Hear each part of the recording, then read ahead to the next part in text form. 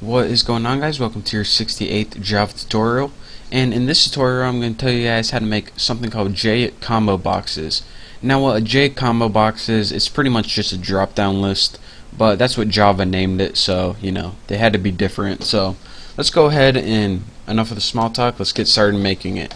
And I just want to tell you guys what this combo box is going to do is it's going to give you a list of pictures to drop down in your drop down list, and depending on what picture you select is what's going to appear on your screen. So that's a real quick overview of the program. So we need two variables. One's going to be the JComboBox, which is going to be the drop down list itself, and I'm just going to name mine box. You can name yours list if you want, but again I'm going to name mine box. And the next thing we need is the picture to appear on the right hand side of it. So I'm going to make it private J label, and the pictures are named J label in Java, and I'm going to name my variable picture. I mean, why not? It's nice and easy. Now the next thing we need to create is actually two arrays. Now you see here I already have two images, b.ping and x.ping, and these are pretty much just an image that says b and an image that says x with a little graphics on it.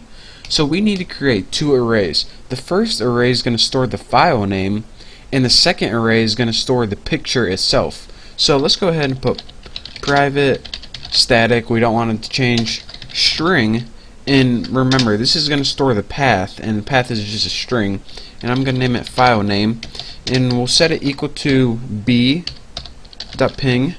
and make sure you put it in quotes since it's a string. So that's the first element of the array, and the second one is x.ping. Make sure I got png, and so now we have an array called file name, and it has two elements in it, b.ping and x.ping. Simple enough. Now let's go ahead and create a new array that is an icon array, and we do it like that, and we'll name this one pics, and this is going to store the files themselves. So let's go ahead and as the first element, what we need to do is put new image icon, and for the parameter of image icon put get class, and it's going to be this class itself. It's going to select and get resource, and the resource for this is going to be the parameter it takes as a name, and for the name we can write b.ping, but let's go ahead and write file name with the index of 0.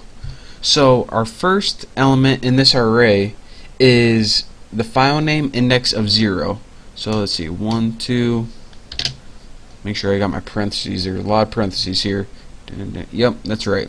So now let's go ahead and just copy this. So the first element in this pics array is pretty much this b picture itself.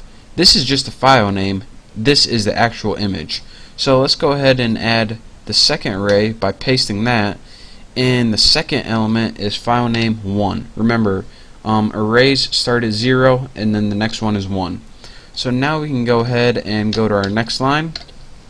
So now we got two arrays. One stores the file names and one stores the pictures. And we're actually going to be using the file names later, so that's why I just didn't put the file names right here. You'll see why in a little bit. So now that we got all our variables and arrays, we can go ahead and start building the constructor like we always do. So public, my class is named GUI, and let's go ahead and add a body to that constructor.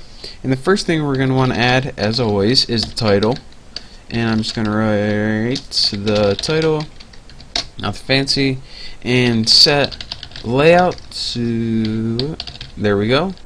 And the layout for this, since we didn't learn layouts yet, is new flow layout, just like that. So now we have a title and a layout on our window. What else can we do? The first thing we're going to want to do is create that drop down box with the file names is the list options. So I'm gonna take that box variable that I created up here and set it equal to new JComboBox, if I can spell, and the parameter it takes here is an array of options. And since we want our options to be bping and xping so the user knows what's going on, go ahead and write file name in here.